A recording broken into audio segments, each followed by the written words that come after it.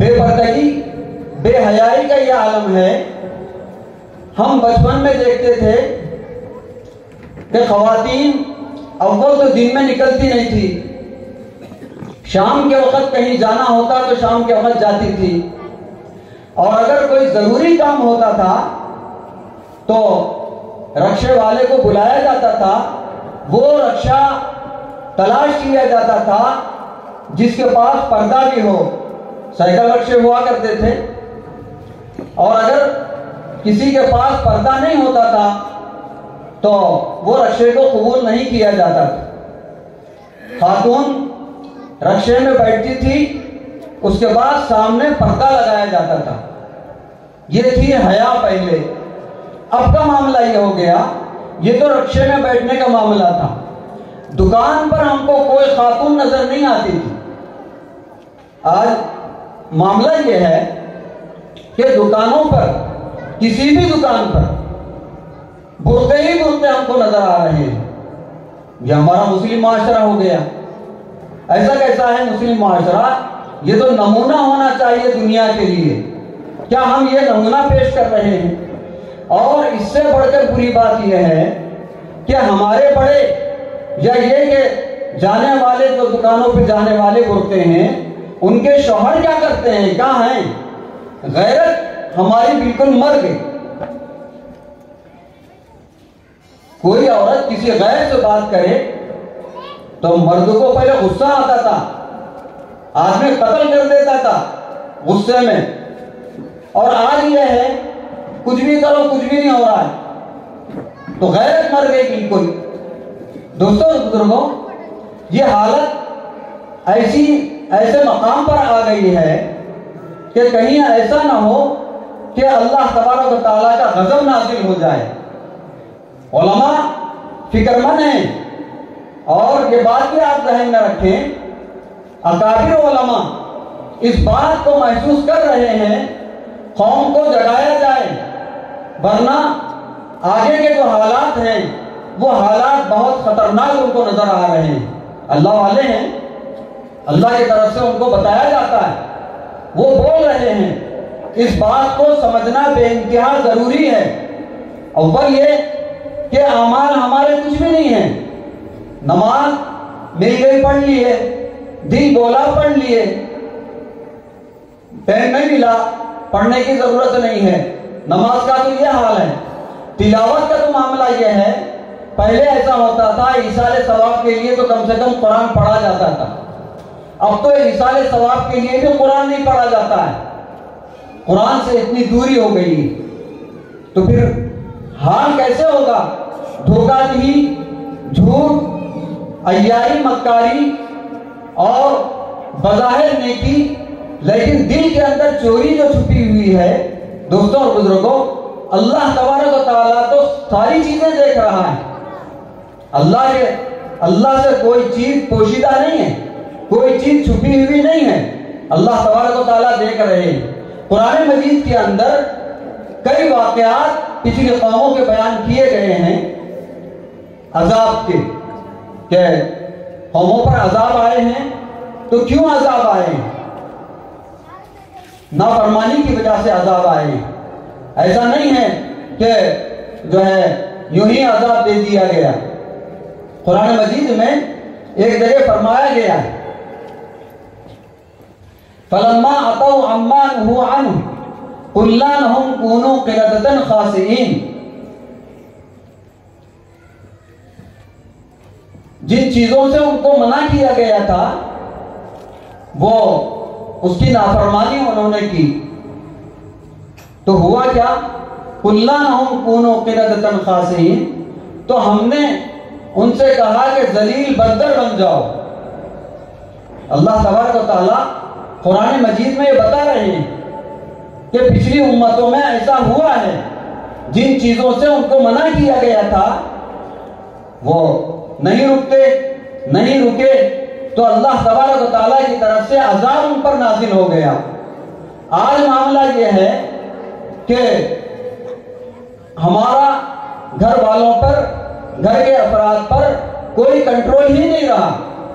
آج ہمارے گھر کی خواتین ہوٹلنگ کر رہی ہیں.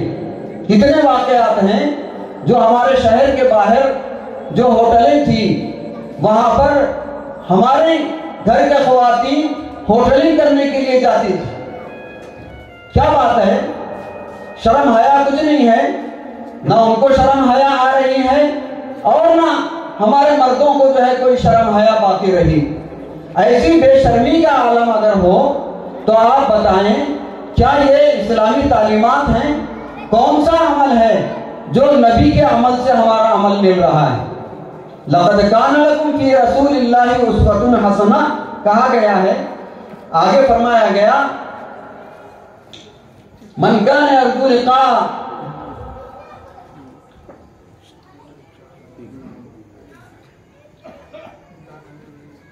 لمن کان یرجو اللہ والیوم الآخر وذکر اللہ کثیرا. یہ اسوہ اس آدمی کے لیے ہے جو اللہ تبارک و تعالیٰ سے ملاقات کا خواہش مند ہے. اللہ سے ملاقات کرنا ہے، نبی کا طریقہ اختیار کرو.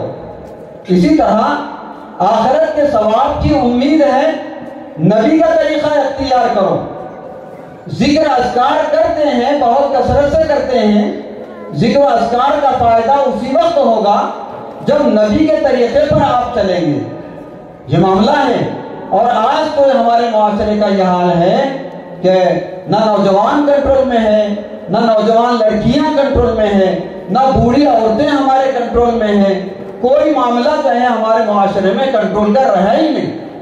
اب آپ بتائیں کیا ان اعمال کی وجہ سے اللہ تبارک و تعالیٰ کو غضب نہیں آئے گا؟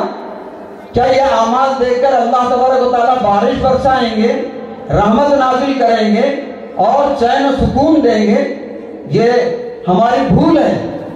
ہم کو یہ سمجھنا ضروری ہے اللہ تبارک و تعالیٰ نے جو ہدایتیں قرآن مجید کے اندر اور جو واقعات ہم کو بتائے ہیں ان ہدایتوں اور ان واقعات پر غور کریں. اگر ہم کو اللہ سے ملاقات کا شوق ہے، اگر ہم کچھ ثواب چاہتے ہیں یا اللہ کی رضا چاہتے ہیں، اللہ کے نبی کا اسوہ، اللہ کے نبی کا طریقہ ہم کو اختیار کرنا. اور یہ بات مسلم ہے، ہم کو دنیا سے جانا ہے، اللہ کے سامنے کھڑا ہونا ہے. زندگی کب تک ہے ہم کو پتا نہیں. واقعات تو ایسے ہیں، ابھی تھا اور ابھی چلا گیا. واقعات تو اس طرح کے ہیں. تو ہم کو غور کرنا چاہیے، ہم اس پر آئیں کہ جو اپنی زندگی کا جائزہ لیں. ہر صبح اپنا محاسبہ کریں کہ ہم کیا کر رہے ہیں. کیا ہم نے نماز پڑھی؟ کیا تلاوت کیا یا اللہ کو یاد کیا؟ کون سا قدم ہمارا نبی کے خلاف، نبی کے عمل کے خلاف پڑ رہا ہے اور کون سا عمل ہمارا نبی کے عمل کے مطابق پڑ رہا ہے؟ اس کا محاسبہ کرنا ضروری ہے. اور ایک بات ذہن میں رکھیں، ہم مسلمان ہیں، اللہ نے ہم کو اسلام کی دولت سے مالا مال کیا ہے. مسلمان اس کو نہیں کہا جاتا جو زمانے کے رو میں جو ہے بہ جائے. مسلمان تو یہ ہے کہ زمانے کی غلط روش اگر ہے، حالات غلط چل رہے ہیں، دھوکہ دہی عام ہو گئی، تو آپ کو ایمانداری کہاں ملے گی؟ مسلمان کے پاس ملے گی. جھوٹ عام ہو گیا، آپ کو ایمانداری کہاں ملے گی؟ مسلمان کے پاس ملے گی. اسی طرح سے شریعت کی پابندی، شرعی احکامات کون پابندی کرے گا؟ شریعت تو ہمارے لیے آئی بھی ہے. ہم ہی اگر جو ہے شریعت سے آزاد ہو جائیں تو آپ کس پر گلا کریں گے؟ مساجد کا معاملہ ہے، ہم جو ہے شکایتیں ہم کو بہت ہیں اور نماز پڑھنے کے لیے ہم کو فرصت نہیں ہو رہی. بہرحال دوستوں اور بزرگوں، اکابر یہ بات بتا رہے ہیں، ان کی آنکھیں اور ان کی نظریں دیکھ رہی ہیں کہ آج جو حالات ہیں یہ حالات یوں ہی بگڑے ہوئے نہیں ہیں، ہمارے اعمال کی وجہ سے حالات بگڑے ہوئے ہیں. مولانا محمود مدنی صاحب دامت برکاتہم اکثر کہا کرتے ہیں، حکومتوں کے بدلنے سے حالات نہیں بدلتے، حکومتوں کے بدلنے سے حالات نہیں بدلتے، اعمال کے بدلنے سے حالات بدلتے. اعمال خراب تو اس کا نتیجہ جو ہے خراب نکل رہا ہے. بہرحال دعا بھی کرنا چاہیے، کوشش بھی کرنی چاہیے کہ اللہ تبارک و تعالی ہمیں نیک توفیق اور نیک ہدایت عطا فرمائے اور سچا پکا ہمیں مسلمان بنائے۔ آمین وآخر دعوانا الحمدللہ۔